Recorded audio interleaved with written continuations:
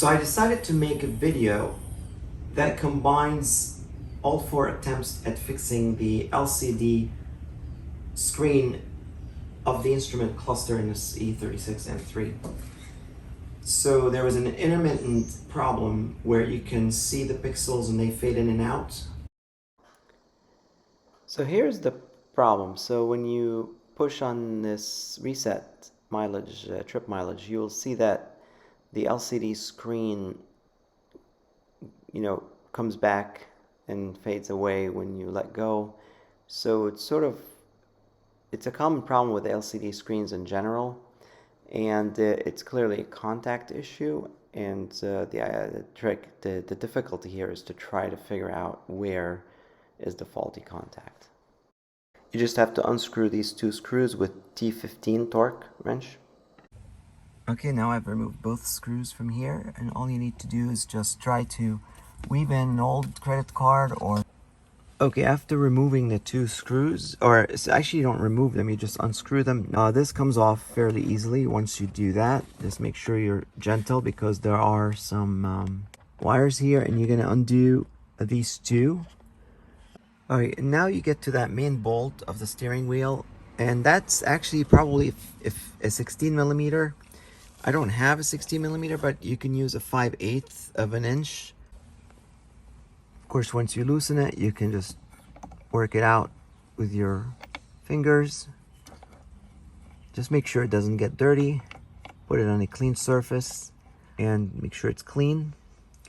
But also, you want to mark the... I've already previously taken this off, so you can see I've marked it. So with the Sharpie, I just put right here between these 2 teeth, I put a Sharpie mark so I know to put the steering wheel exactly in that same location. So here I pull off the steering wheel. Then you're going to turn this cluster to the side a little bit so you can access the harnesses that connect it.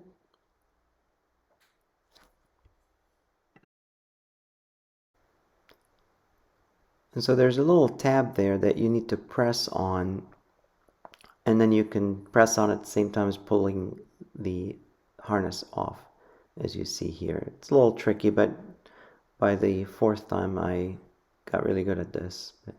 So here you could see, again, you push on this little tab and you turn this up, this lever, you roll it up, slide it up, and then you see the harness comes off. You do this on the remaining one there.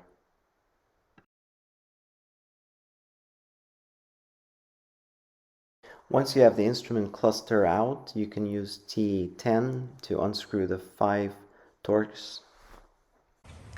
Alright, and there you go. You can take it apart. And I noticed there's a little bit of play in this. And here you can see that this is the rubber connector. It's called a zebra connector, and it's the one that presses against these metal contacts in that white housing. And I figured, I've cleaned them enough, but it's possible that the rubber material has deteriorated with time. But I wanted to see if I can at least clean the contacts better. Behind there is the plate that the light goes through to give it the colors that are familiar to you, the green and the red and yellow lights that you see. And so next I tried to get in there and clean those metal contacts using a razor, and I also wiped the rubber connector with some alcohol to make sure it's clean enough to go on these contacts. Just give this a little scratch just to make sure that there's no loss of contact at some of them. You can also use contact cleaner to make sure that the rubber zebra connector presses firmly against these contacts. I decided, you know what, I'm just going to use painter's tape and just fold it enough to give it some thickness, but not too much, just to push enough on that LCD screen. Alright, here's the idea, to put a little height on this so the clips can clip on. You can see here the blue remnants of that blue tape, painter's tape, and here you notice I removed any potential play in this. So if I push on it, there's no play. Here's, folks, the result. It seems to work okay. Well, it worked 80% of the time, but the rest of the 20% was like that. I need to open it up again from the back. So I'm starting to drill. You have to remove these. So there are 10 of these pegs that you need to drill through. Just do it carefully, it's not that hard. They are marked here in blue. This is a 532. Be very careful when you do that. And once you do that, you don't need to go very deep. You just need to essentially remove the top portion of it. Alright, so now what you will notice is that I have all these threads that have just come off, and what I'm going to do is I'm going to clean that up, but I'm sure all these will release the board. The whole point is just you want to take off enough to release the board. Then you have to push on these clips that hold the three harnesses together. So it takes a little patience to push on them. There are 3 connectors, and there are a total of 12 of these clips, 4 on each one. So just be patient and try to do your best to be able to hold these with your thumb, so you're pushing on them as you're pushing the clips down so that you release the PCB board. So now you can see that you also need to remove this little part, which is itself held by 3 of these plastic pieces that you need to drill. You remove that, and then now you free up the entire compartment, so you can see it comes right out. Now here's the back of the circuit board. So I was surprised to see that there's this coating on these pins in the back, and I realized I can't just resolder this. And here you could see just walking you through these pins, and they all looked pretty good to me, and I wouldn't know which one to solder. So for me to resolder them all, I have to remove that plastic or whatever material epoxy that they put on there. So I decided to put this whole thing back together, hoping that it would work, and it worked up to 80% of the time, except some 20% of the time it chose this. So I was frustrated, and I opened this up a 4th time. Alright, finally figured out the problem. It's very intermittent, but when I touch the cords in the back here, I think, now this is unusual, but when I touch this one here, I think it comes sort of, yeah, it's maybe in the wires themselves, not so much the actual display. As you see, either it could be the soldering here still.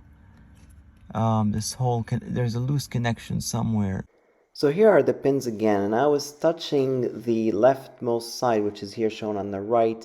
When I was touching that, it was making the LCD screen flicker a little bit, as you saw in the earlier segment.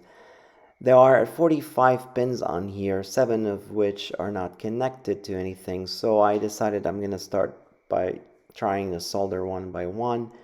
So here's the board turned around now. This is the left side is actually what I was touching, and there you can see that the left 2 pins are not connected to anything, but the one on the bottom to the right of it is connected to maybe the ground, I'm not sure. Needed to turn it around because I'm left-handed, so I can solder. It's hard to see the damaged soldering, especially if sometimes the gap is as small as a few nanometers, which could lead to oxidation in the presence of moisture and oxygen. So I had to etch away the plastic coating, put some flux, and try to resolder this. And here you could see the pin resoldered, and I just did one of them and figured if I have to open this through 38 more times, that's fine, but I don't want to mess with the other ones so I don't damage them. And I put it back together, and I was even able to put a screw on that little unit there, because you want to put that if you open it up again, otherwise it would come apart. So I put that as probably a number 2 screw. Here's the test. I just wanted to show you what it looks like. Of course, you wouldn't know for sure unless you try to drive it around, and I've been driving it for about a week, and it has not interrupted, the LCD screen. It's fully functional. All the pixels work, and also there's no flickering of any kind. This is a success. Again, I want to thank all the people who helped me through writing in the comment sections on my previous videos, and I will mention their names in the description section. And also I thank those who also uploaded their own videos on this topic. Also very helpful. Thank you very much.